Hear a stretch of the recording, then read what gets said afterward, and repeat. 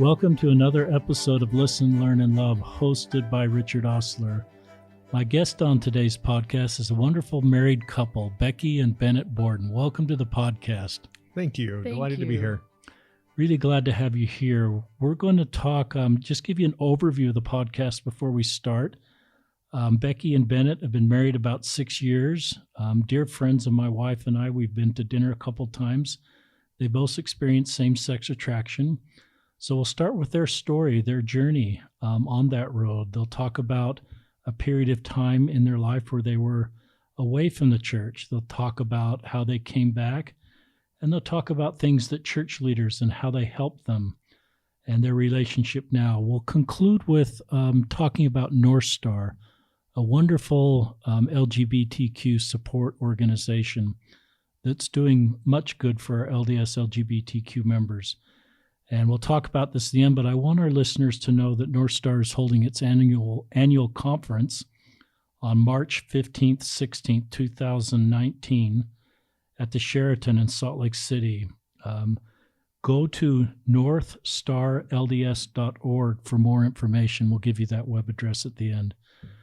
But Becky offered a beautiful prayer before we started. We always start with prayer, and we pray the Spirit is here. We pray that thoughts and ideas will come into your minds as you're trying to learn more about this space, whether you're an ally, a local leader, or LGBTQ. We can all come together with better understanding, and your story helps us do that. So, Becky, start with a little bit of your story. All right, I can do that. So Bennett and I, when you usually tell our story, this section tends to take longer, so we're going to boil it down a little bit. And my story starts out in the South. I was born and raised in the South. I was born in Atlanta and raised in North Carolina in a part-member family. My father never joined the church, but my mother remarried when I was very young, and her husband was a member of the church, and she converted when I was about 4. So I was raised LDS in the South, and I did all the things I was supposed to do. I was Beehive president, Miami president, Laurel president, seminary president. I did all the things because I thought I was supposed to do them.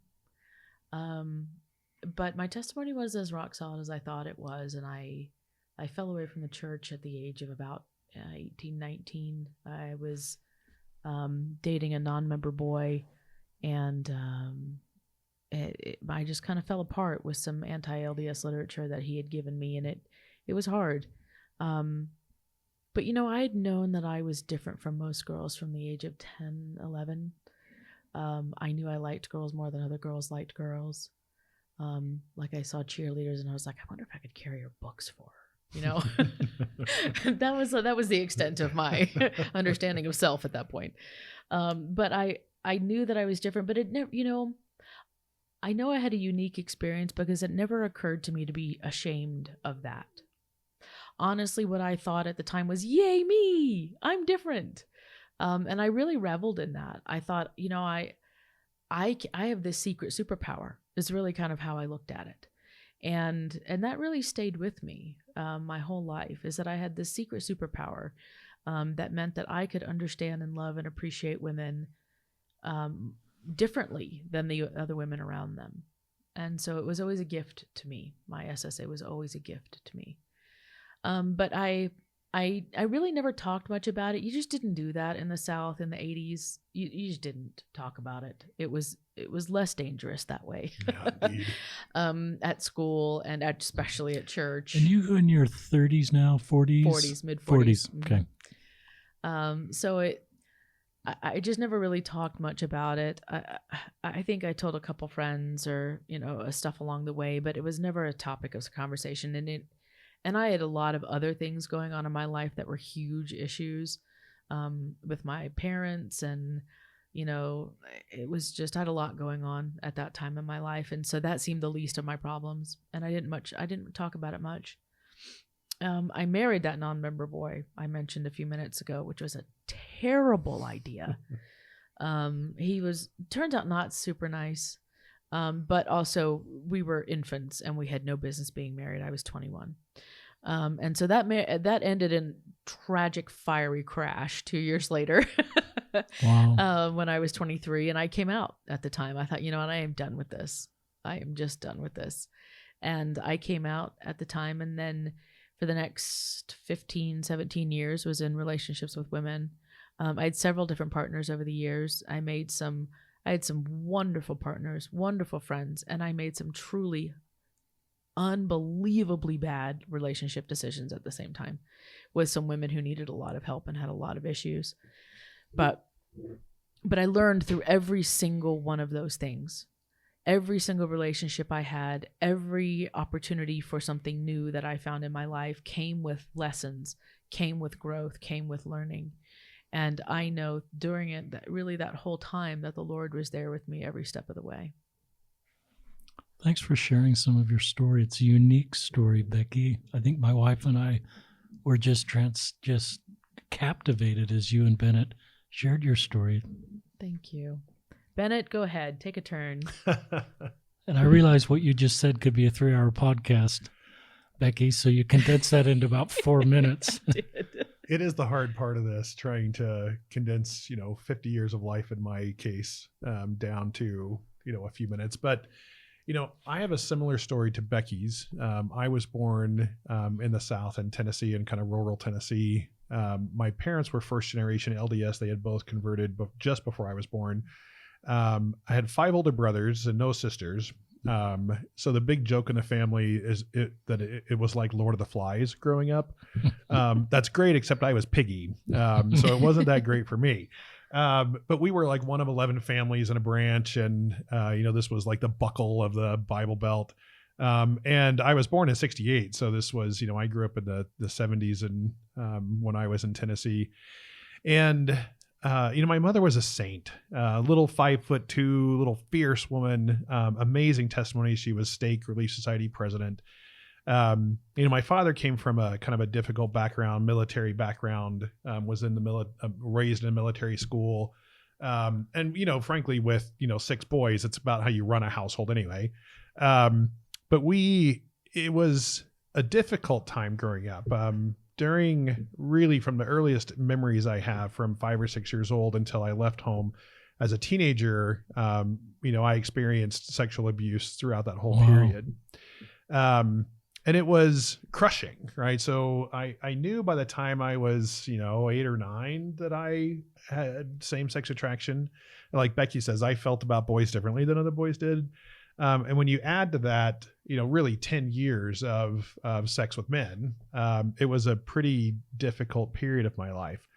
Thanks for just being alive. Thanks. Seriously. It's more hard fought than you'd believe. It was a difficult period. And, especially growing up in the church rhetoric at that time too, especially really society's rhetoric around being gay was really troubling and wounding. And so I never told anybody how I felt. I certainly never went to anybody at church or, and the perpetrators of the abuse were also had threatened my family, right? If I had told them, if I told anybody about the abuse. But I finally, by the time I was about 15, I was a pretty rough kid. I had a neon blue mohawk and like earrings and a gothic kind of kid. And so, but by the time I was 15 or so, I finally decided to tell my parents that this abuse was going on. And it took me a long time to that took a ton of courage. It took a time to get that courage up. And I thought through a lot of scenarios, except for the one that actually happened, was that my dad didn't believe me. Wow. I don't blame him so much anymore. I was getting in a lot of trouble. I had a lot of psychological issues from the abuse and such. Right. And but we ended up getting in a fairly heated argument, and he threw me out of the house. Wow. And so I, at age and his 15. his reason was because he was using the abuse to cover up the fact that he was gay. Yeah, he thought it was me making up stories to come up with an excuse for being gay. And he told me I could stay as long as I stopped being gay, which... Didn't he have a certain amount of time to stop being gay? 30 days. I had 30 days to stop being gay. And the argument kind of got more heated from there. But it ended up with me being kind of physically ejected from the house. And so, I had just turned 16. and spent the next couple of years on the streets, fending for myself. Did you stay in that area or did you leave state? No, I eventually kind of hitchhiked my way across the country. I ended up in California, which is a much nicer climate for being homeless and gay than the rural hills of Tennessee. What? But it, and I spent a couple of years on my own, making my way as I could. And interestingly, just about the time I turned 18, or right around that time, just before, one of the perpetrators of my abuse was caught with another child. And so all the truth came out. My parents, my dad finally understood that I was telling the truth. And so we had a reconciliation, and I went back home and got kind of back in the church and went on a mission within 11 months. So I went from the streets to a mission in 11 months, which was quite the drastic turn of events. Mental gymnastics. It was, but had a very successful mission. Strangely, I was called on a sign language mission because when I was on the streets, I spent a lot of time in libraries and I taught myself sign language, and I pretended to be deaf a lot because people didn't take advantage of you quite as much. They felt sorry for you, right? You were a survivor. So I became quite fluent in sign. And so I got called on a sign language mission. And on that mission, you get transferred area mission to mission when you transfer. So I spent 8 months in Indiana and then 8 months in North Carolina and 8 months in Michigan. And in North Carolina, I met a family, Becky's family. So her stepdad was a ward mission leader. And her mom was a stake missionary who drove us all around the mission because we covered the whole mission, and became very close to Becky's family. She's the oldest of 5. She was 14 at that point. And a half. Yes. And the youngest was like 1 year old, but I became very close to Becky's family. And really from then on for the rest of my life. Wow. And so we've known each other for, 30 years now. Mm-hmm. And after my mission, I went home to Tennessee and went to BYU within 3 weeks, as you do, right? And was engaged within 3 months. There was a sister missionary who I served with in North Carolina who was also at BYU and who knew my background and what I'd been through. And she asked me to marry her, and I thought, well, this is the only chance I'll ever have of getting married.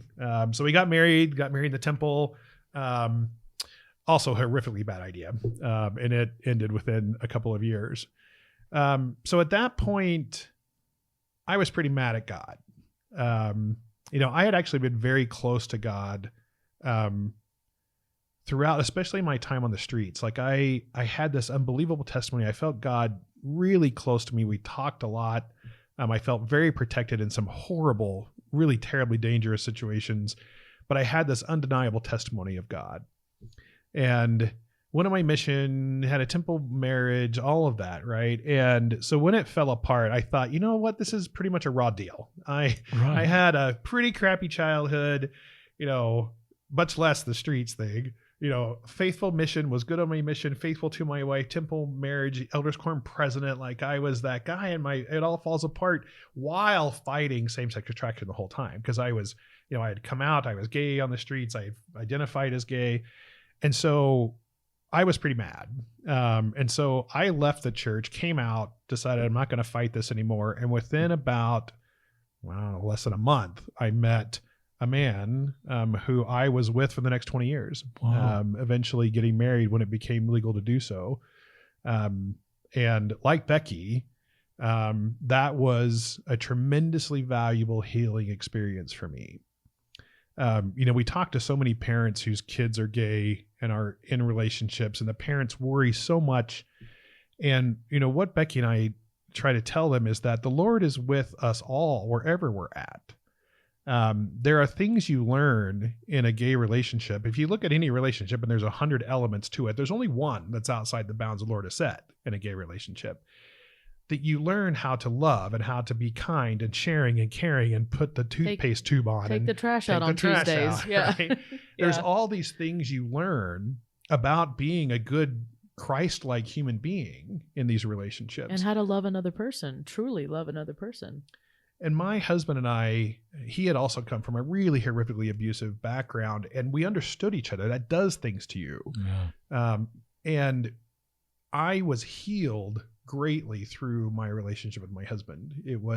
And I became really close to God after, a year or two into my relationship. I really learned a lot from kind of the gay pride movement. This idea that there is nothing wrong with me, that God made me this way, that there are great, powerful, wonderful characteristics about me as a gay man. And that was revolutionary for me after living in such shame and hatred, self-hatred for so long. And so, one of the things that Becky and I really emphasize is that we are the gospel of free agency. It is one of the most fundamental principles of the gospel, is that our ability to choose. And our wise and courageous Mother Eve was the first to recognize that it is through our experience that we learn good from evil. And it is only through making choices that we learn that. And the Lord is with us while we make those choices. And so it was a wonderful, powerful period of time, I think, in both Becky's and my life, why we were outside of the gospel in those relationships. And I would say that he continues to be with us as we learn, the truth from the error, and good versus evil, because I don't want to mischaracterize our relationships with our partners as evil. They weren't. Absolutely. They were wonderful and powerful and healing. And I know for myself, there were many times when I would get down on my knees as a relationship would end. I'm like, okay, what now, Lord? What now? What am I supposed to be doing? Why do I feel like I'm spinning my wheels? What's going on here? And what do I do with the little bit of testimony that I actually have? Because right now, my faith and my testimony are like in a mason jar on a shelf that needs more information, because I don't know what to do with that. And inevitably, I would get the answer that I was exactly where I needed to be, that I needed to continue on the path that I was on because it was the right place for me. And so, when we tell this story to other people, we like to emphasize this is our experience. This is the journey that the Lord knew that we both needed to go on. There are many, many people that I know who are able to learn by observation, who can go, I see that. I can see why that would be interesting, but I'm not going to choose that. I'm not one of those people. If I see something and I go, wow, I wonder if that's muddy or not, and I have to roll around in and go, sure enough, it's muddy. And not that my relationships were muddy. It was just something I had to experience in this life in order to drive me to the Lord. The end result of those relationships was I learned so much about myself, and I learned so much about the Lord, and those relationships drove me to Him to teach me. It's really beautiful. I love, if I correctly articulating this, and it's my belief too, is you were living outside the doctrine of our church, but that doesn't mean you're outside of God's love. Absolutely. Or His ability to talk to you and guide you and love you and care for you and lift your burdens. Is that correct? That's Absolutely. exactly right. Because the Lord really does love all His children. And the process of learning and growing to becoming our best selves works for everybody. You make choices and you experience the fruits of those choices, and they are either peace, love, gentleness, kindness, right? Or they are the lack of those things. And it is through that path that we learn how to be the people that we are and the best people that we are. And so that works everywhere, And so as we continue those relationships, though, it's really, the timing of this was interesting because Becky and I were really close. Like I said, I stayed very close to Becky's family, and Becky herself. We were really close friends. She came out, I came out, and we were good friends through all of those years. And knew each other's partners, were in each other's weddings. Yeah. I mean, we were that kind of friends. You were at each other's weddings. All three of them. Yes. All three of them. I was. Does that include your own wedding? Yes. Okay, I was just wondering if that's part of the 3 count.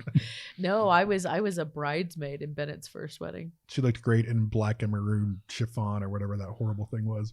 Just taffeta. I don't know, something. So she was a bridesmaid. I was. Well, was that what it was? Yeah, Bridesmaid at my bridesmaid. first wedding. Yep. And then Yep. she was at my second wedding to my husband. Yep. And then we were at our third wedding together. We were at our third wedding. Yeah. That is a beautiful love story.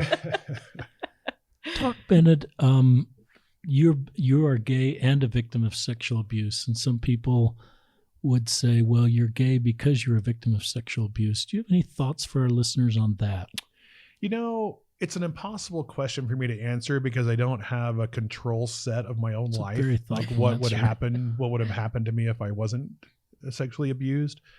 I think I would be gay no matter what, because I have come to understand that being gay means a lot more than being attracted to other men, that it comes with this amazing bundle of characteristics of creativity and sympathy and power and independence and Sensitivity, the ability to nurturing. be Yeah. compassionate, this wonderful blend of male and female traits. I think it makes us, frankly, better people. And it is that perspective of being gay that I have always been. Even as a small child, I remember those components of myself being that. So who knows what would have happened had I not been the victim of abuse, but it almost doesn't matter, right? Because this is who I am.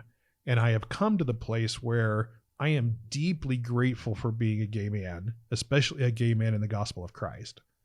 Because what I have come to understand is that these amazing combination of characteristics that make me gay, or the people describe that way, they come with unique abilities and traits and perspectives that are essential in building the kingdom of God and establishing Zion. Love that answer.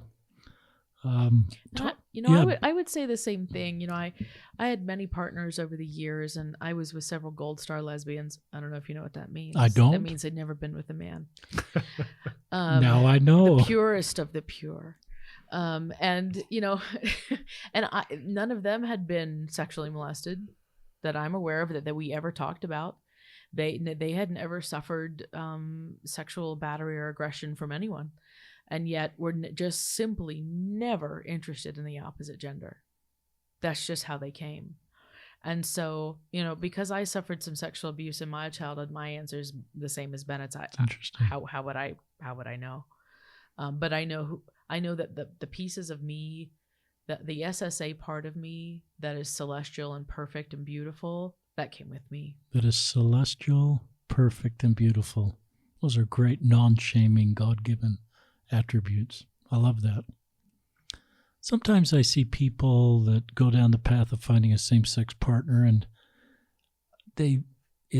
sometimes I feel like they get in an unhealthy relationship, and I almost feel that's more likely in a same-sex relationship than a straight relationship. And maybe it's because there's just less choices, or I don't know why. And I'm not sure, but it sounds like from what you said, Becky, you've been in some really good, healthy relationships. And I like relationships that sort of synergy, 1 + 1 = 3. Mm-hmm. You're able to accomplish more together than individually. Mm-hmm. And some relationships I see that are not helpful, almost a rescue type situation. And any thoughts for our listeners? I guess it applies to everybody that's trying to find a partner on making sure it's actually a healthy relationship. What a great question. I started out with the most difficult relationship, I think, when I came out. I was very young and pretty naive, and I didn't know what alcoholism was, or drug addiction, really, or how that manifested in people. And you can be attracted to the highs of someone because they're so on and they're so energetic and they're so wonderful when they're up on the high. But boy, when they hit the low, it is really a 180, and it's a scary and sometimes dangerous situation. And my relationships had a short shelf life in the beginning, a year to 2 years before I go, nope, this is not the right place for me, or this is not healthy, or this is dangerous, or this isn't going anywhere. And so they had a very short shelf life as I learned through those relationships. And the other woman learned as well. We went, nope, this is not the right thing. And so it's kind of serial monogamy, 1 to 2 years at a time. But the longer time went on, the better my choices became, because I got to know who I was as well through those relationships. And that's, unless someone has a substance abuse problem or significant personality disorder, most anybody can make things work if you're coming at it as a compassionate, loving, well-adjusted adult. The problem is very few people really fit that category. I'm not even sure I'm there most days. But the older you get, the more that you love and accept and understand about yourself, and the more room you have for someone else to use their agency and realize it has nothing to do with you, the easier it is to be in healthy relationships and to find healthy relationships. And one of the things I learned along the way is that like attracts like.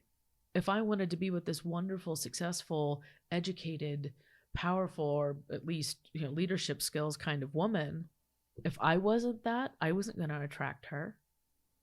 So I went, oh, I need to become that kind of woman, and then I will attract someone like me. And that was absolutely true. And so the things that we tend to find in other people are things that we have issues going on inside, right? And so sometimes it's therapy. I underwent so much therapy in my adult life, and it was wonderful. I had wonderful lesbian therapists who I sought out specifically because if you don't speak my language, then you and I probably don't have anything to talk about. But I had wonderful therapists who helped me and taught me and held up a mirror for me when needed and helped me let go of toxic relationships and understand why they were toxic to me. And if any of the listeners find themselves in a place where like, why do I keep picking these terrible partners? Therapy might be a really, really good investment for you. It certainly was for me. It made a huge difference in me knowing myself, and so that I could also recognize what was coming at me and know when to go, that is not healthy. And I like myself more than that, and I'm going to turn away. But because before, I don't think I knew myself well enough or liked myself enough to go, ooh, that looks dangerous and chaotic, and not run straight for it, And because that sounded exciting. And I realized, no, my health is more important than however exciting that maelstrom looks. That's very helpful. Bennett, any thoughts on this subject? I think that having healthy relationships where both people are trying to strive toward their best selves is what we all try to attain. I'm not so sure that gay relationships are more unhealthy on average than straight ones. That's probably a good thing. But I think if that's true, it could be true because we as gay people experience sometimes such self-shame and rejection that anyone who shows us intimacy and love, we glom onto it and stay much longer than we probably should. That's very insightful. And just keep from being alone. Yeah. Especially, I've seen so many people who first come out that the first person that shows them love and acceptance that they often glom onto. And so that can be a factor, but that's why getting to a point where you aren't ashamed of yourself is one of the most important things, I think, in the journey of a person who experiences same-sex attraction. And how do you find the blessing of being a gay man or a gay woman, right? What is it that makes you unique and powerful and strong and beautiful? And what is it that you can put out into the world to take advantage of that uniqueness? It's really, really helpful. We could stop the podcast right here and just replay that. I'm reflecting back to my wife and I YSA days, and we used to talk about fear versus faith. And a fear-based relationship is sort of, kind of what you described. And faith is, where you're at your personal best and you're making a faith-based decision about this relationship versus fear. So I think that's very, very helpful for everybody as they're pursuing a partner.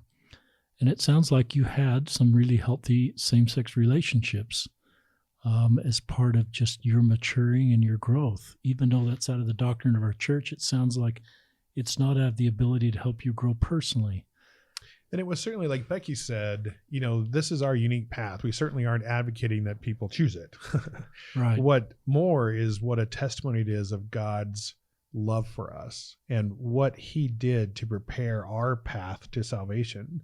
Because I truly believe that my personal path to salvation came through my relationship and those years that I spent there, the healing that I obtained, but also the things that I learned that it wasn't enough.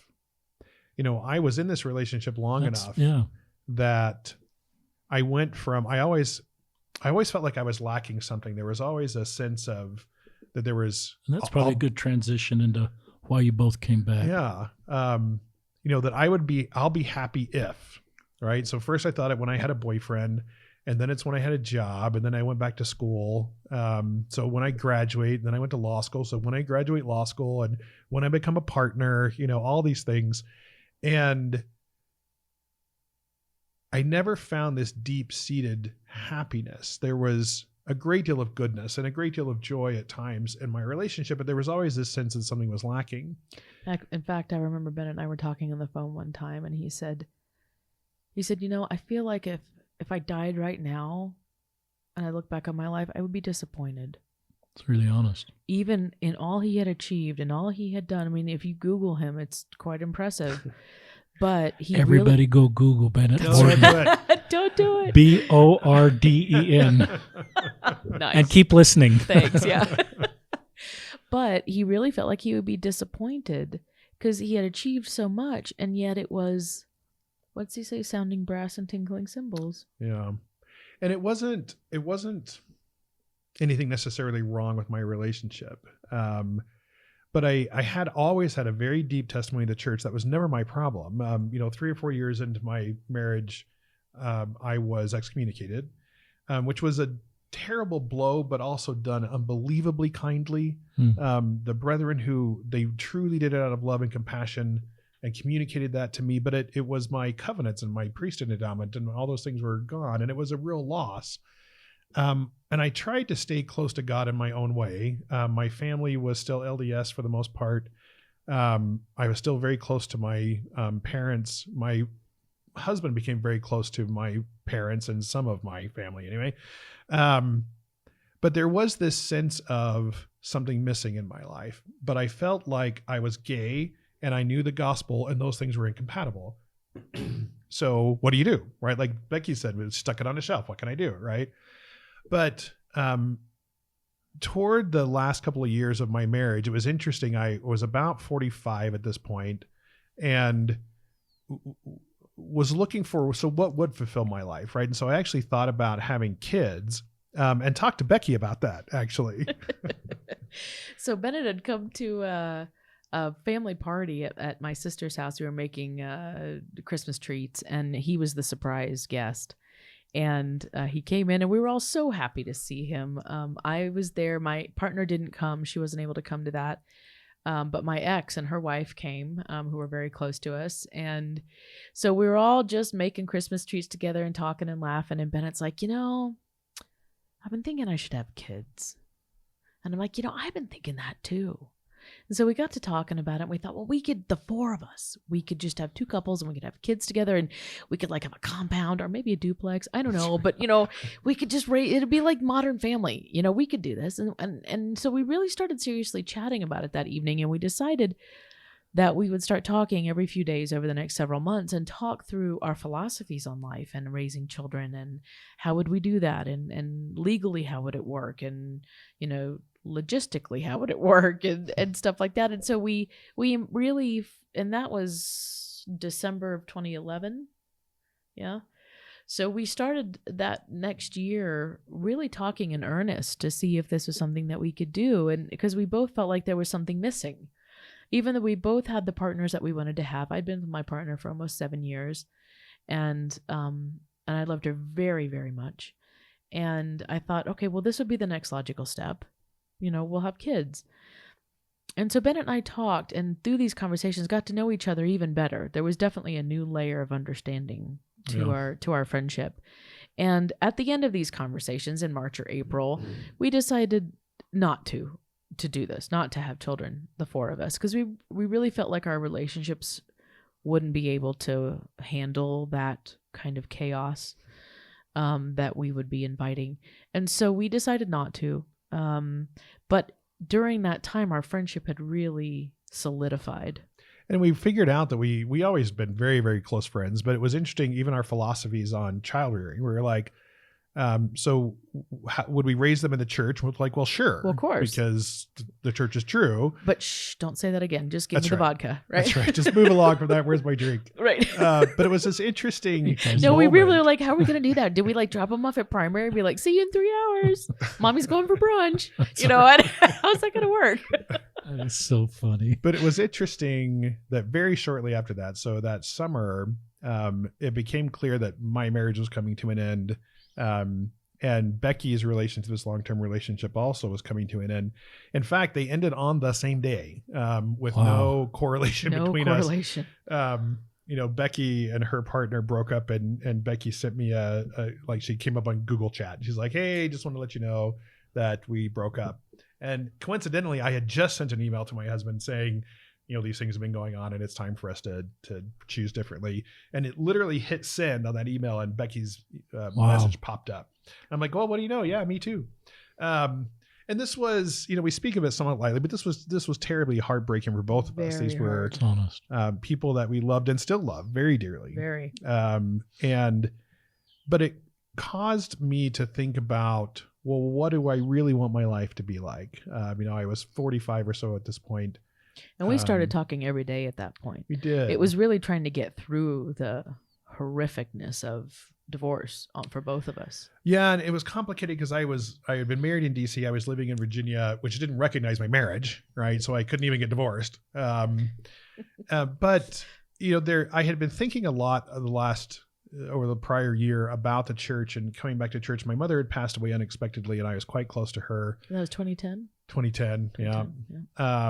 And when Mother's Day came around the next year, after Becky and I had this discussion, I decided I would do things that made my mother proud for Mother's Day. And so I started reading my scriptures, the Book of Mormon, and it had this immense impact on me. As my marriage started to end, I really contemplated this idea: could I come back to church? This thing that I'd wanted for so long. But why? Was it time? Because I really did. I knew the church was true. I knew the gospel was true. I knew the atonement of Jesus Christ. And I finally felt that I would come back no matter what it took. If that meant I would be alone the rest of my life, if it meant whatever it was, it felt so important to me that I finally decided I would do whatever the Lord asked me to do to come back into the gospel. Wow. So we started talking a lot. So Becky and I, we were commiserating a lot. She would call. She was in Salt Lake, where she and her partner turn of lived. events. My partner and I lived in Salt Lake at the time. Yeah. And I was back in Washington, D.C., where I'd lived for the last 20 years.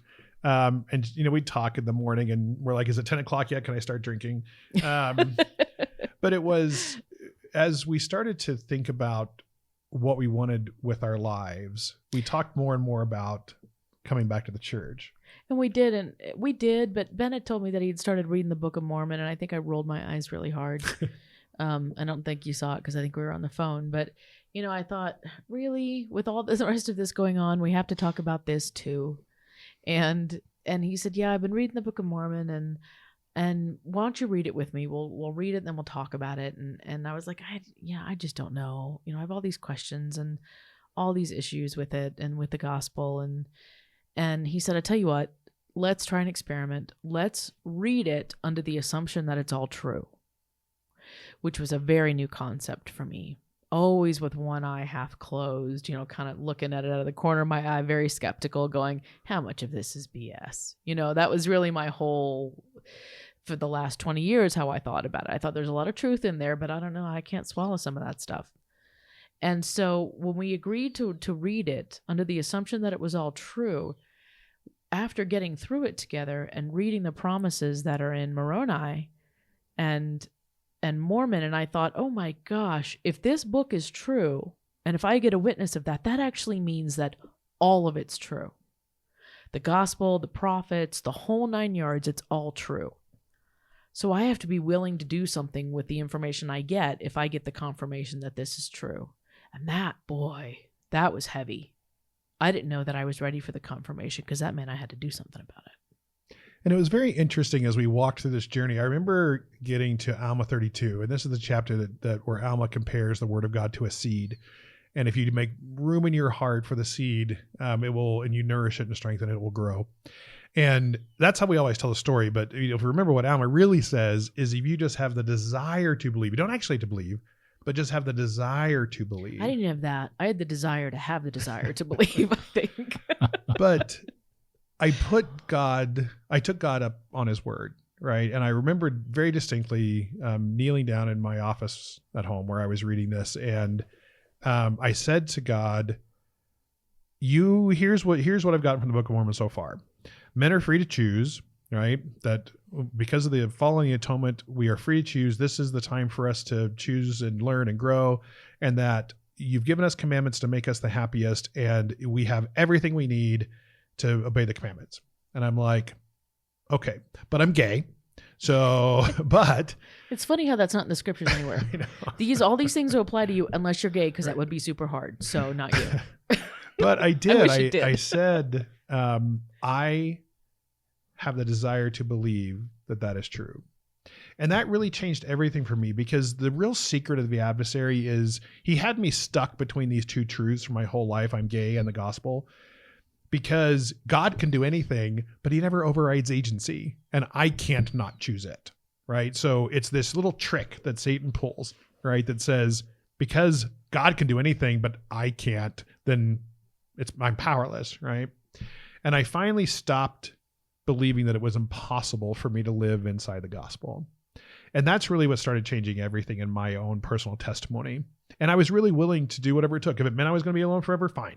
I was like, whatever, I will do what you ask of me because I trust you. Yeah. And that idea of I trust you has become my mantra for all the things I don't understand, because our mother and father in heaven really don't do anything but for our good. Everything they have done, their work and their glory is to bring about our eternal happiness. And so even if there's something that comes along, an experience I have, a circumstance I'm in, a doctrine I don't understand, I always go to, I don't know, but I trust you. And that has really changed everything for me. I would agree with that. That was such a hard and difficult time in feeling like you're, on that roller coaster as it clicks up the hill, and you're sitting there right at the crest as you're about to go over the other side. You're like, do I really want to be on this ride? Should I step off this ride right now? Can I get off this ride? Am I stuck here? And that's really kind of how I felt in reading the scriptures again and feeling this deep in my heart that where I needed to be was with the saints. Where I needed to be that would put me on the path that the Lord needed me on now, which was different than the path that I had been on before, is that where he needed me was with the church. And I thought, but I don't know how this is going to happen. And all of a sudden, as soon as I made the decision to come back, a billion questions showed up in my head. Constant hamster wheel of questions. How's this going to work out? Everybody's going to know you're gay. What if you never find a partner? Are you going to have to wear pants to church every Sunday? Or are you going to have to wear a skirt to church every Sunday? What's going to happen? Are you going to be able to get married?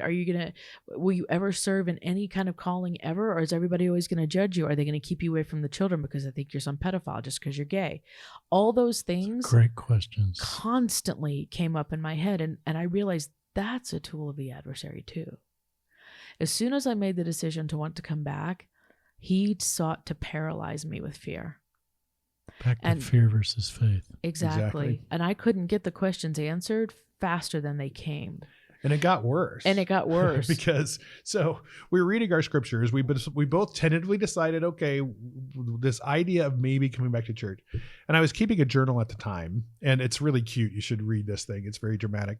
But I was writing in my journal, and I thought, am I going to be alone the rest of my life? Is that really, I wish I could find, Becky and I were really close. I'm like, I wish I could find a woman like Becky.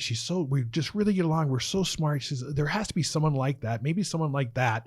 And God goes, well, there's actually Becky. And I kind of laughed. I thought, yeah, but she's Becky. She's like, she's gay. I'm gay. Like, this is like my best friend. What are you talking about? But then it really did this. I started to think about that more and thought, well, but we really are best friends. We really do. She was the person I would tell things I didn't tell my husband, right? She was that friend. We'd been through so much together, and I thought I knew because of our discussions about having kids, we believed the same things about life. We really could have this wonderful life together. But of course we were gay, right? So I remember calling Becky on this every day when we were talking, and I said, Becky, do you think there's something to this timing that both of our relationships broke up and we're both thinking about, do you think there's something to that? Like maybe like with us? she literally guffawed. Like, not just, it was Pretty vulnerable. it was, yeah. Yeah. Yeah, that was really a funny moment. I really did. I laughed out loud and thought, the first thought that entered my mind was, ew. A, he's a boy, but B, he's my best friend, and I've known him like a brother, and that would be so weird. It would be awesome, but it would be so weird. And it's funny, I've discovered that sometimes when the Spirit gives you further light and knowledge, so to speak, it comes like in a sphere of a whole bunch of different thoughts all at the same time and distills upon you. And in the moments that I was laughing and saying, ew, I was receiving this. It's almost like a lightning bolt that came down through the top of my head, through my body, and I heard all these thoughts at once, and it was, of course, there is more to this timing. You have to do everything in your power to go towards this as quickly as you can. You need to be married to this man for eternity. Wow. Do not look back. Wow. And I was shell shocked. I didn't speak for hours. And in fact, I think I was like, okay, Bennett, I got to go. I got to mix a drink. Yeah, after I gotta have a laughing, drink. she hung up, right. That's really funny. Ew, no, click, bye. And then I went to a party. I remember I went to a party that night, and I saw a very dear friend of mine, and I looked shell-shocked apparently, because she's like, what is wrong with you? And I said, yeah, I think all I got out was, I'm supposed to marry this boy. And she's like, oh, wow. Okay, let's get a drink and we'll sit and talk. But, I really knew instantly when he said that was exactly what was supposed to happen. And that our journey back to the church, even though we had started it independently as friends, would end up with us together. And so here we were with our lives falling apart, right? This is a 20-year marriage. I'm in a state that doesn't recognize my marriage. I can't get divorced. I work at one of the biggest law firms in the world. I'm chair of the diversity committee. I'm on the human rights campaign as a regional chair. I worked with the firm with a team on the Prop 8 trial. Like, I was as gay as you could possibly be, a big power gay couple in DC. And that was ending. And in the midst of all of that, there was this unbelievable, sweet, gentle peace and this tiny little flicker of hope. Getting on our knees and saying, I trust you. I have no idea I'm going to do this. How are we possibly, all the hamster wheel that Becky talked about, the what if machine. How is this? What are you going to do? How are you going to do, but there was this little tiny safe peace that was in it. And so Becky and I decided, we talked about this quite a lot. She actually talked to me about it. And we were, we were like, yeah, but we're gay, right? So how's this going to work out? So it turned out that shortly thereafter, her family was having a family reunion, and I tended to attend those. And we're like, look, let's talk in person and see where this is at. So we'll know once we see each other and look each other in the face. If we can do it without laughing and there's something there, we'll know it. And so literally I drove down to the beach where they were having their family reunion, and I walked in the house and made my way up to where Becky was. She was in the kitchen where she always is. She's an amazing chef. Thanks, and our eyes met, and I knew absolutely unquestionably that I loved her, that we could make this work, and that it would work. And we spent like literally the next 3 days, stayed up all night talking all 3 days, yes. trying to figure out, well, yeah, but how is this really going to work? But left with a really firm testimony that we knew not only were we going to come back to church, but we were going to come back to church together and get married. Yeah, we'd made such a commitment to each other that Bennett had reached out to one of his brothers who was on a high council to find out where our bishops and ward buildings were, because we didn't know. And so he had given us the names and numbers of our bishops. And so we made a pact and that we would call our bishops and make an appointment and keep the appointment. Yes. Which was really fun. So how do you start that email? All right. So I emailed this guy, and I'm like, yeah, so I've got a really long story here. So here's like 3 sentences. I'm gay, I'm married, but I want to come back. Let's talk. Right. Basically. And I know Becky had a similar, we set up these appointments, right? Yeah. Scared to death. I look back now and I go, I realize what I was afraid of is that this little tiny flame of hope was going to get crushed again. that it was like seeing through a crack in a prison, that there's daylight outside, that there's a hope of escape and arriving at some beautiful place, and that being denied you. Because I was excommunicated, right? Yeah, I was too at the time. Yeah. And both of us, going to our first appointment with the poor bishops, we were both drunk. Fractured drunk. Because you're so afraid, right?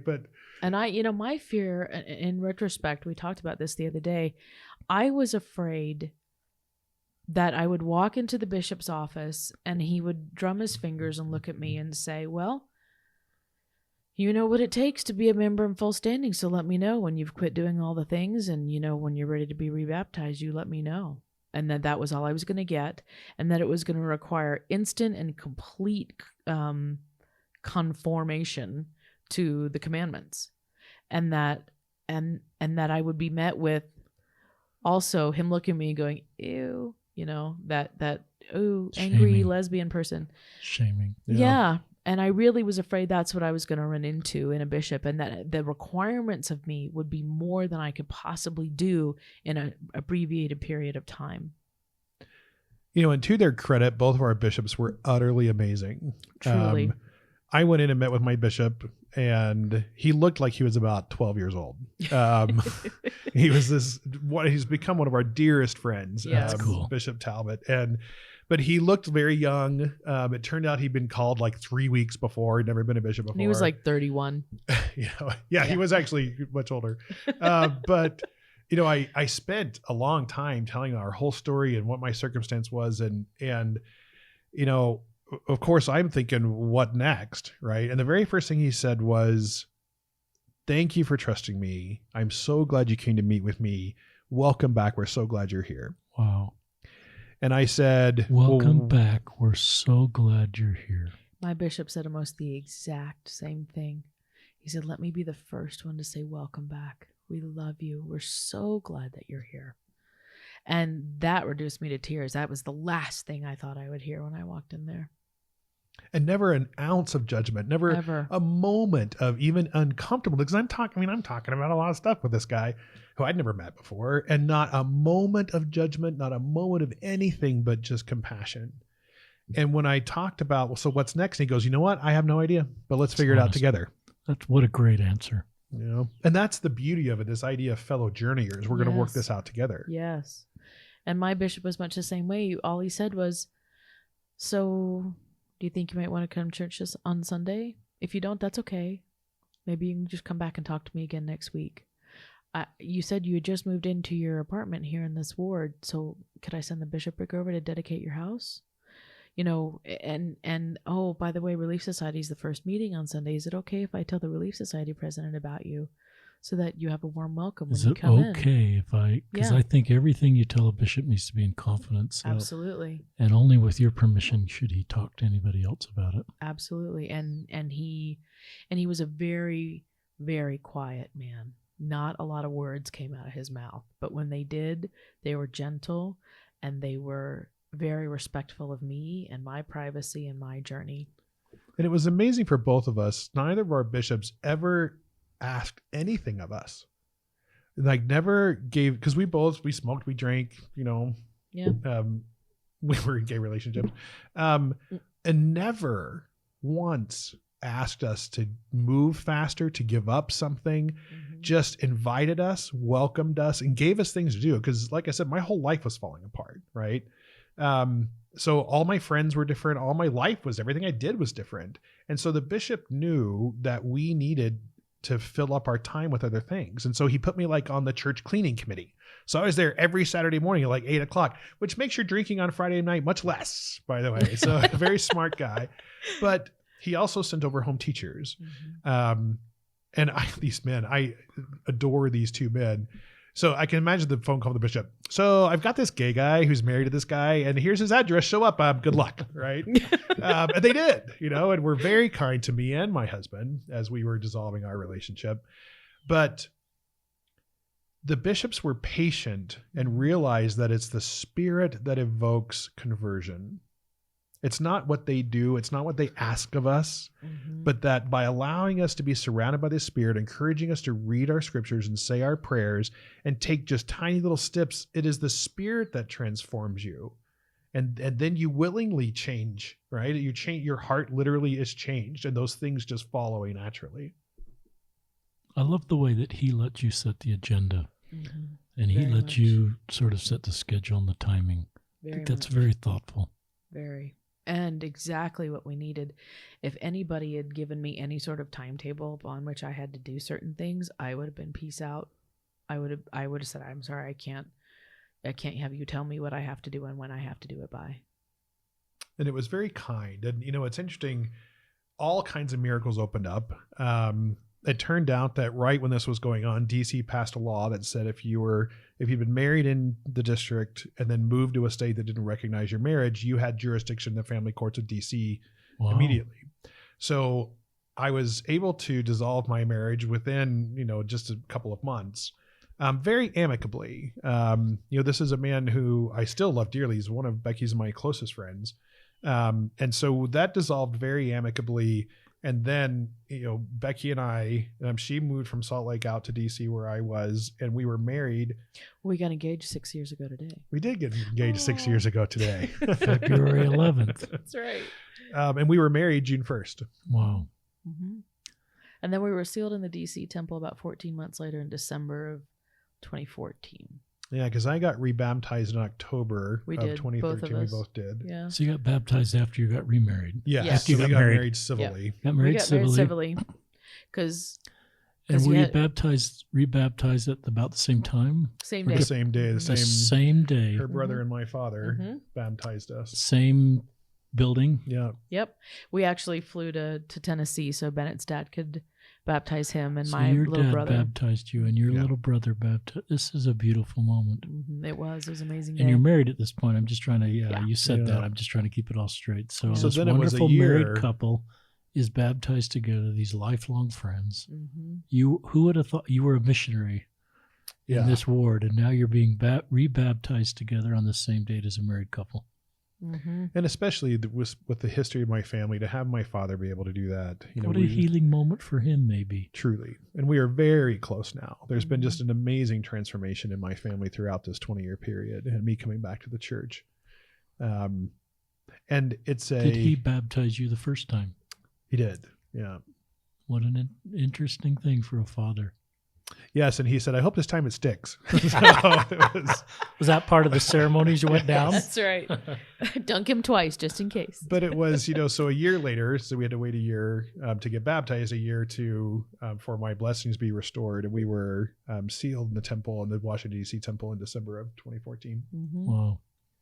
Well, I'd never taken out my endowment. I'd left the church before I'd gone through the temple. And so a year after we had been rebaptized, and we sought permission for me to take out my endowment, and at the same time sought permission to be sealed. And we got the permission for me to take out my endowment, but we hadn't gotten the permission to be sealed yet. So nevertheless, all my family was coming into town, and we had set a date for my endowment, and it was for a Saturday morning. And Friday night, here comes in the mail the letter from the First Presidency saying that we could be sealed the Friday night before my endowment. Wow. So we call the bishop and call the stake president. We're like, can we get a living recommend to go do this? And they're like, yes, absolutely. So we drove to the bishop's house, and then we drove to the stake president's house and called the temple, and They had a slot. they had a open. slot right after the endowment session for us So to get you sealed. received your endowment and were sealed that same day in the Yes. Washington Temple. Yeah. Yeah. And that first year and a half was especially remarkable to us. And one of the things that we wanted to talk about was the influence of our families. Indeed. Because especially when we were outside the gospel. because they had no clue we were coming back. Literally, so when I went to Becky's family reunion, I showed up as a gay married guy and she showed up as a gay woman. And we had this 3 days together. We came out and announced that we were coming back to church and getting married. And people fainted. The paramedics had to be called. It was, but, Just about. but they had no idea until that moment that we had any thought of coming back to the church. It's true. But this was based on, 20 years of interacting with them. Right. In my family, I had kind of a split on how my family reacted. I have 5 brothers, so they kind of split, And one of my brothers was unbelievably close to me than my brother Bob, the same one who looked up our bishops when we were coming back. And as soon as I left the church, as soon as I was with my husband, I was a part of his life, his family's life. I was with his children and him. We were there for holidays. I was absolutely a part of his life, completely welcomed, and continued to feel the love and acceptance and the spirit in his home. One of my brothers, and we'll kind of composite several of my brothers together, but one of my brothers, the most Mormon brother you could imagine, sweet guy, wonderful, wonderful man, very naive. But basically, I wasn't allowed in their homes. I certainly couldn't bring my husband.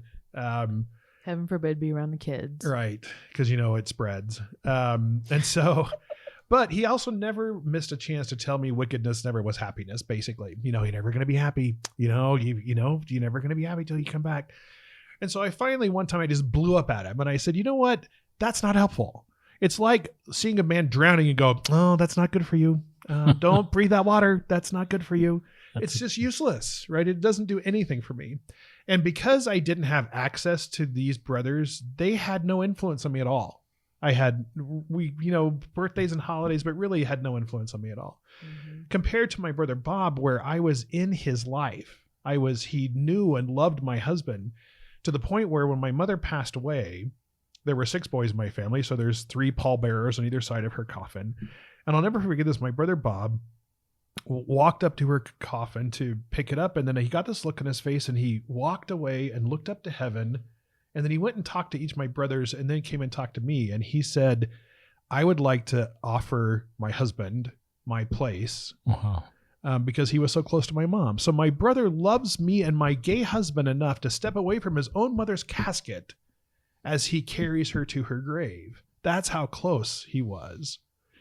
And it was... I have tears in my eyes. That's a beautiful moment. It was an amazingly healing moment for my husband as well. Imagine that kind of acceptance and love in a family. And it was 20 years of being in my brother's home, simple little family, but just feeling the Spirit of the Lord and then going back to my life where that Spirit was absent. That is the thing that finally created in me, what was I missing? I would go to his home and feel this, and then I would go back to my life and not feel it. And that is what I finally put my finger on. That is what I'm missing, is the Spirit of the Lord in my life. I would say the same thing. I was so very blessed to have an amazingly supportive and loving and wonderful family when I came out. I never felt like I was really judged by them. I was never told that I couldn't bring my partner. I was constantly invited to family events with my partner.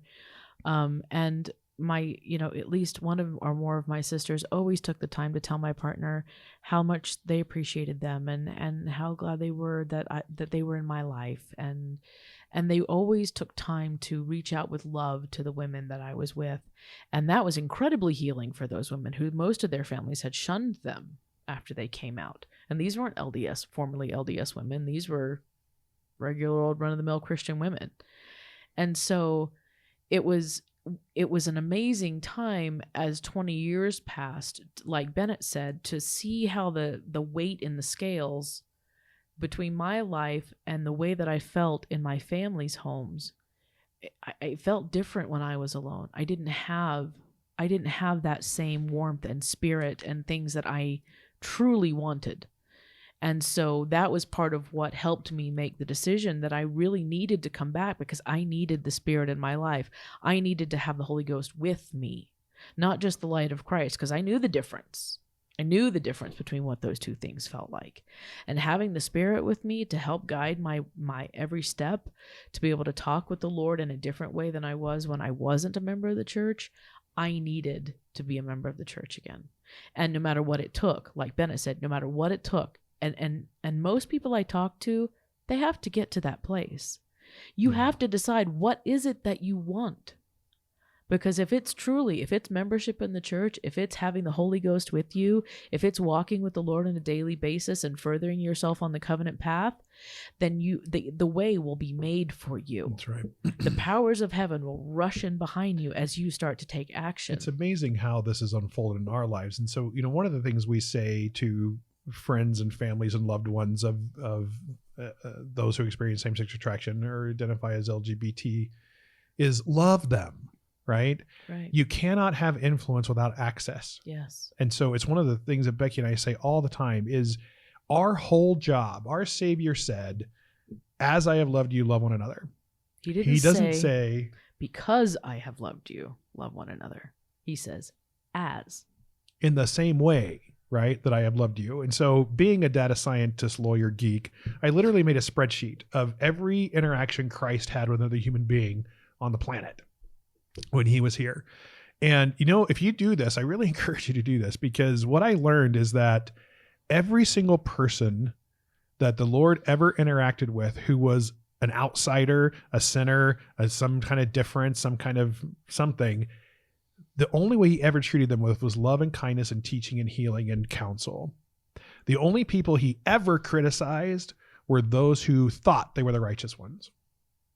And so what we have come to learn is that the only responsibility we have is to walk along beside and love and support others as they go through their precious gift of experiencing life and using their agency.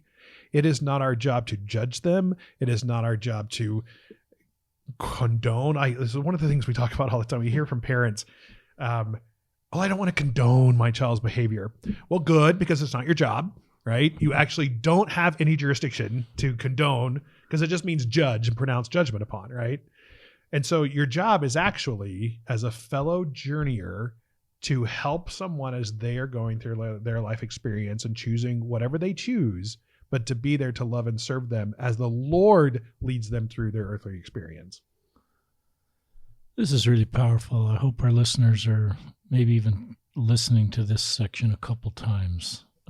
This is really powerful. And I'm thinking what we tried to do in our YSA ward is we used to have this idea that we didn't want a belief or behavior hurdle to feel welcome. We wanted everybody to feel welcome, unless they were an activist yelling at us while we were speaking or holding up banners. That never happened. I just think that then we got more people on the covenant path. I always thought the gate does not narrow at the congregation level. It narrows at the temple, where there's a belief and behavior hurdle. But to what you just taught us, we're going to get a lot more people on the covenant path if we create this environment that your brother made for you. It's a powerful story. And then at the right time, you came back because you remembered. And if we're going to help people that are outside our church or investigating our church or have stepped away, if that congregational experience is healthy and healing, just like your first bishop experience, if you can create what your bishops did for you as part of our congregational experience in the culture, so everybody as they walk in some house feels welcome no matter where they are. Yeah. I hear from a lot of parents and people who ask, how can I both love the LGBT person in my life and stay a member of the church? How can I love them and love the Lord? It's that whole dichotomy between love the sinner, hate the sin, right? Well, how can I do both of those things at the same time? And Bennett and I have talked quite a bit about this. And I personally really don't like that phrase at all. The first part of it, love the sinner, that's perfect, because we're all sinners and we all need love. And that's our job. That's what the Lord expects of us, is to love everyone around us, all the sinners. Hating the sin, though, that's not our job. That's actually the Lord's job, in my estimation. He's the only one qualified to look at someone else, decide if they're sinning or not, and then choose whether to hate that sin. And so if we take that phrase apart, Bennett and I have rewritten it. We've decided it should be love the sinner, invite them to dinner. Because that accomplishes many things. First, it fulfills what the Lord expects of us. And second, it allows us to invite the people that we love into a place where the Spirit is, to give them a nice warm supper, and to get to know them, because we want the Spirit to work with them in their lives and to love them where they're at. And bringing them to a place where the Spirit is the perfect place to do that. So we say love the sinner, invite them to dinner. Let the Lord worry about hating the sin. And that's a really basic principle, really, for everything. Yeah. Right? Everyone asks us, well, how do I love and serve my LGBT brother, sister, child, friend? Just like anybody else. It's really simple. You just, at every opportunity, you love and serve, and keep your mouth shut and don't preach. They know how you feel, right? It's like my brother, right? You're never going to be happy. They know how you feel. My brother Bob, who was such an influence on me, never once took the time to try to preach to me, except in those quiet moments where I was looking for something, where I was trying to figure something out, and he would bring a gospel principle into it or something. Those precious teachable moments were only possible because he had loved and served me so quietly and for so long. I love this meme I saw that you're teaching. We as members of the Mormon Church need to stop focusing on we need to love people because our love will bring them back, and instead focus on we need to love people because they deserve to be loved. Bingo. And it will bring us back. Yeah. Right? That's even better. Right? Talk about North Star. We've got about 10 minutes, unless you want to, is there any part of your story? Let me ask you this question, and it's more kind of a question and a statement. My wife and I are in a straight marriage, so no one looks at our marriage and wonder if it's a legit marriage. That's fair. And so I recognize the privilege we have there. And as I've talked to so many LGBTQ people, whatever path they choose, it's under the microscope of others. And I'm just so tender. You have a beautiful marriage. My wife and I talk about your marriage and the love you have for each other. And when I see you interacting, I see you holding hands. I saw you hold hands as you prayed, Becky, and you have a beautiful marriage. Thank you. And so I assume you get people that say your marriage isn't legit. And somehow what can I do? What can we do to make sure we don't do that and add to your burden? Because you have a beautiful marriage. Thank you. And I think you're saying this is just our path. Mm-hmm. Don't necessarily make it your path, but it's working for us. And so don't try to say it's not legit. Thank you for that. I really appreciate that, Richard. We have an amazing marriage. I think it actually works better because we're both gay. I agree. We understand and appreciate and have room for a lot of and you just got back from Hawaii. I saw you on social media, and I just saw these pictures of this wonderful, happy couple enjoying time in Hawaii. Thank you. We did. We have an amazing marriage. It is truly the greatest blessing of my life. We have a marriage in every sense of the word. One of the things, because Bennett and I were old enough to know better coming into this marriage, we did not want to play house. We didn't want to sham. We weren't putting on an act for anyone. We are way too authentic as people to ever think about going down that path. So coming into this marriage, we had some legit questions of how are we going to make this work? And I'm actually not attracted to women. So how's that going to work? Right. Right. And so you have this foundation of communication and vulnerability and trust. Yes. And we had that foundation. So we realized that it was going to be a measure of talking with each other, of being open to the Lord helping us. Because, one of the things our stake president told us when we were first coming back is that there were actually 3 people in our marriage and that the Lord was one of them. And I've learned that the Lord is more invested in our marriage than we are. He is invested in our sexual relationship, our emotional relationship, our friendship, way more than we are. So all we have to do is go toward him. We don't necessarily have to go toward each other. If we're both going toward the Lord and he's at the apex, we're going to get closer together just by going toward him. And we have found that to be very true. We've gotten some wonderful therapy along the way to help us, figure out how to work our sexual relationship. And that's been incredibly beneficial to us. But there is nothing sweeter to me in my life than my relationship with Bennett. And it really was one of the great, I was reading through, the Doctrine and Covenants somewhere when it says, all that the Father hath shall be yours. And I finally realized that all that the Father hath is also a beautiful, equal, fulfilling relationship with his eternal companion. And so what that turned in my mind, it turned this is something I don't have to this is something I'm going to have. And isn't it really cool to see how the Lord's going to work that out? Yes. And so to watch this unfold between us, especially because of my abusive background and the things I went through, I had real issues with a lot of things, but we have been blessed with this amazing relationship. And, we'd love to, I know we don't have time to talk about it, but, Becky and I actually have an email address that we give out to folks. It's just bennettandbecky@gmail.com. So if people want to get a hold of us, feel free to do it. That's a great, simple one. Bennettandbecky@gmail.com. Mm-hmm. A-N-D in the middle, no spaces. Yeah. Talk about North Star. You're the president of North Star. Bennett, Becky, you're on the board of directors. You've got this conference coming up. And I think when I connected the space a couple years ago, I was unsure of North Star's role. And I'm a marketing guy, and I recognize that now that North Star, where you are right now and what you stand for and what you're trying to do is different from perhaps some of the organizations that kind of once existed that may have fed into North Star. So dispel any myths with North Star that might be out there, and just what North Star is trying to accomplish. Thank you. North Star is an amazing organization, and it's really quite simple. It is an organization to create a community and outreach and tools and resources for those who experience same-sex attraction, their leaders, families, and loved ones, and who want to live within the teachings of the gospel. And so we have a great website. We have the Voices of Hope Project, which tells the story of a lot of faithful Latter-day Saints who are LGBT. We have firesides and events and live stream events in the conference. Lots of training for local leaders and families. Becky and I end up speaking a lot all at the these time. things. But it's very simple. This is just a community of saints who are having a shared experience.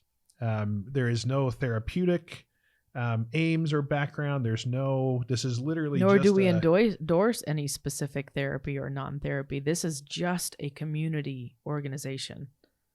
And so it's been, Becky and I didn't know anything about North Star. We moved here about 3 years ago. We're invited to come, and I was overwhelmed by the spirit at this conference, the North Star conference. These wonderful human beings who are merely trying to find their way forward in a very, very tricky place sometimes. Right. Yeah. And so we were invited to speak the next year, and don't do that because they'll ask you to be president.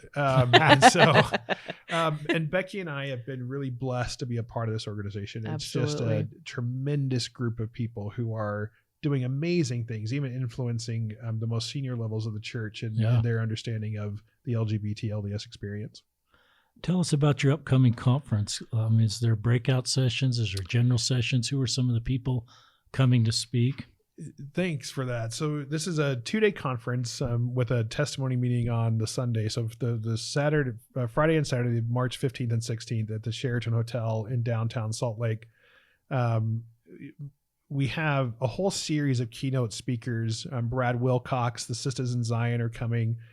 Callie Reed is performing. Eric Huntsman is speaking. We've got probably 50 or 60 breakout sessions on different tracks. Yeah. On Saturday, in fact, any church leader can come for free. There's a half-day track for church leaders, followed by a luncheon that's a closed-door session just for church leaders. That's great. To give them a chance to talk and to ask questions and things. And counsel together as leaders. And would a church leader need to register? Yes.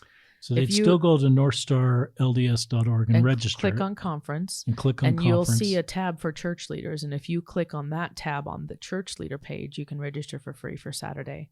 We encourage anyone who wants to come on Friday as well, because there are tracks for parents and families, for spouses, for trans, for SSA people that are actively LGBT. It really runs the gamut, but there are amazing sessions being offered this year. If someone's in a same-sex relationship and would they want to come, would you invite them to come to North Star? Absolutely. If there's people living outside the doctrine of our church, what message would you have for them about North Star? So the most important part of North Star is that people who have a testimony of the gospel of Christ and who want to live according to the teachings of the church. We have many people who are in same-sex relationships because that's where I was for 20 years, where I knew the church was true, but I was in this relationship. But there's a place for anyone who has that testimony in the group. If you don't want to live within the bounds of the Lord, if you don't want to live the gospel or you don't have a testimony, then North Star is probably not the right place for you. And there's wonderful organizations. And there are to support wonderful organizations out there that will support you where you're at, and we recommend those as well.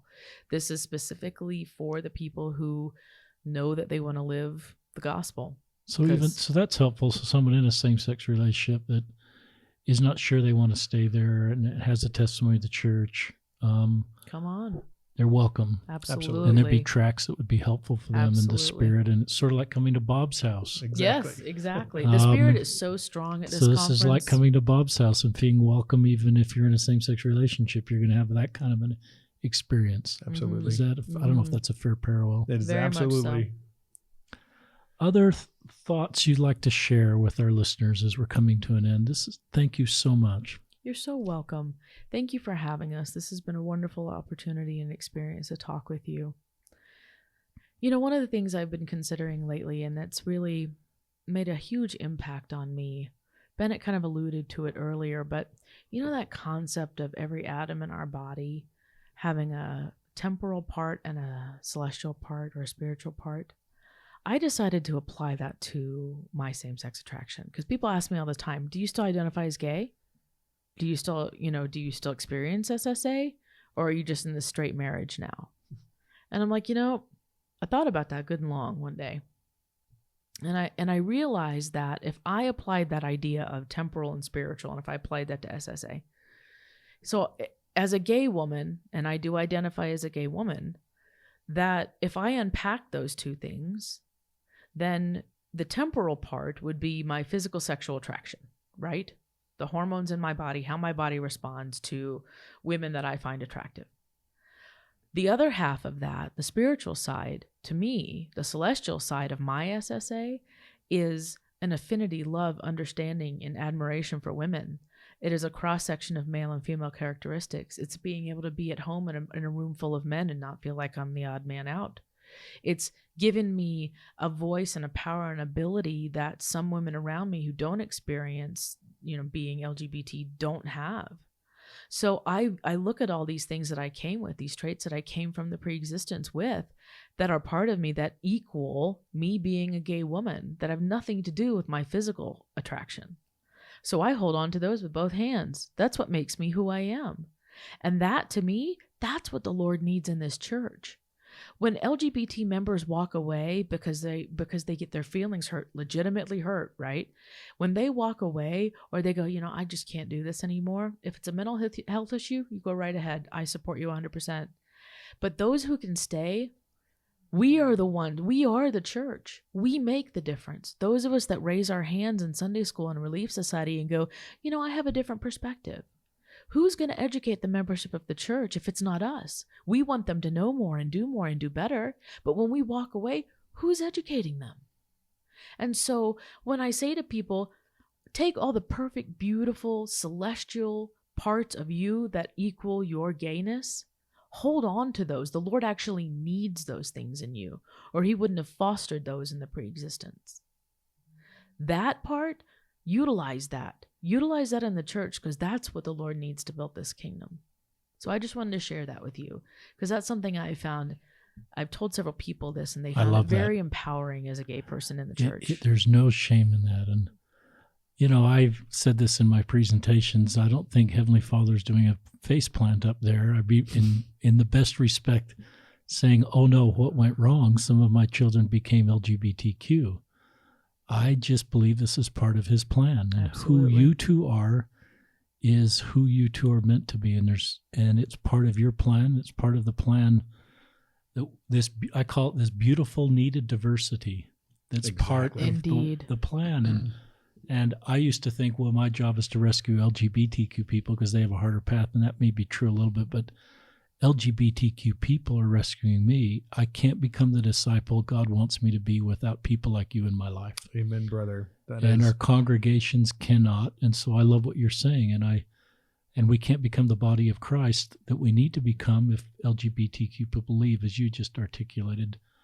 So that's just some of my feelings as I've tried. I love the scripture in Nephi. It says the mysteries of God are given to him that diligently seeketh. And one day I was reading that with sort of since I stepped into space, and I thought, wow, one of the mysteries of God are his LGBTQ children. Yes. But it says you have to diligently seek to understand. Yes. And you, by the power of the Holy Ghost, you learn. And so your story tonight, it's tonight we're recording it. You all may be listening in the morning at the gym or whenever. I'm trying to be time neutral as I get more seasoned at being a podcaster. I think you're learning by the power of the Holy Ghost that hopefully you feel in the Spirit as Becky and Bennett share their story. Bennett, any great thoughts, Becky? Bennett, Thank you. any thoughts you'd like to share? The only closing thought I would have, Becky and I have this mantra that we say, focus on your feet. When Becky and I were trying to figure out coming back to church, what I was going to do with my marriage, how we were going to get together, All those of questions. it, the millions, the what ifs that Becky was talking about. The thing that we learned, I remember just praying so hard over this, and the Lord said, all those things aren't in front of you. How are you going to get divorced? How are you going to get married? Are you going to spend their time? All those things literally aren't in front of you. You can't do anything about any of them. The only thing that you can do is take one step, one choice at a time. Focus on your feet. And so we learned how to say our prayers, read our scriptures, feed ourselves, get dressed that day, and fill your life with goodness. That we literally, our entire experience is a chain of choices. And it's only the choice that is right in front of you. And then trust God and let him unfold the miracles in your life. Because he will open what comes tomorrow. Just do what you can today. Some days you're going to do great. Doable. Some days you're not going to do great. But you know what? That's why we have an atonement. That's so okay. Doable. You're here to make mistakes. Learn from them. Thank you, Becky and Bennett Borden, for joining. Give us that email address, Becky and Bennett. It's Bennett, BENNETTANDBECKY @gmail.com. So reach out to this wonderful couple. Thank you for sharing a little bit of your journey. You've blessed my life and our listeners' life. And we're looking forward to a great North Star conference. Thanks so you. much.